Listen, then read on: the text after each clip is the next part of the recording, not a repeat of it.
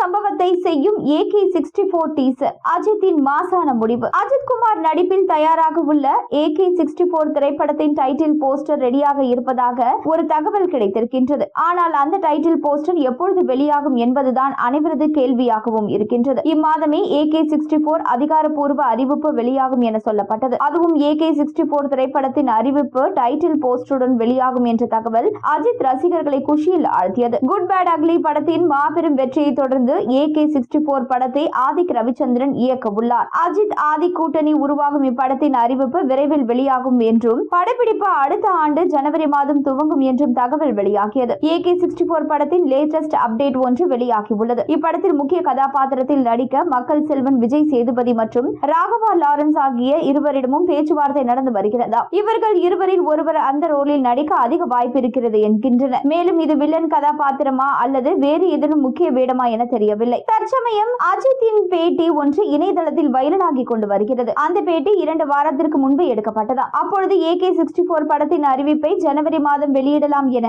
படக்குழு முடிவெடுத்திருந்ததாக தெரிகின்றது. அதனால்தான் அஜித் அந்த பேட்டியில் ஜனவரி மாதம் அறிவிப்பு வெளியாகும் என சொல்லி இருக்கிறார். தற்பொழுது படக்குழு AK-64 அறிவிப்பை டைட்டிலுடன் இம்மாதமே வெளியிடலாம் என முடிவெடுத்துள்ளனர். எனவே நவம்பர் மாதமே இந்த அறிவிப்பு வெளியாகலாம் என எதிர்பார்க்கப்படுகின்றது. விரைவில் இது குறித்து ஏதேனும் அதிகாரப்பூர்வ அறிவிப்பு வெளியானால் நன்றாக இருக்கும் என்பதே அஜித் ரசிகர்களின் விருப்பமாக உள்ளது. அவர்களின் விருப்பத்திற்கு ஏற்ப AK-64 அறிவிப்பு இம்மாதம் வெளியாகுமா என்பதை பொறுத்திருந்து பார்க்கலாம். தற்பொழுது AK-64 திரைப்படத்தை அடுத்த ஆண்டு தீபாவளி பண்டிகையில் வெளியிட முடிவெடுத்திருக்கின்றனர். ஒருவேளை தீபாவளி பண்டிகையில் AK-64 வெளியானால் நீண்ட இடைவேளைக்கு பிறகு அஜித்தின் படம் தீபாவளிக்கு வெளியாகும். கடைசியாக 10 வருடங்களுக்கு முன்பு அஜித்தின் வேதாளம் திரைப்படம் தீபாவளி விருந்தாக வெளியானது. அதன் பிறகு தற்பொழுது மீண்டும் அஜித்தின் ஒரு படம் தீபாவளிக்கு வெளியாகும் வாய்ப்பு அமைந்திருக்கின்றது.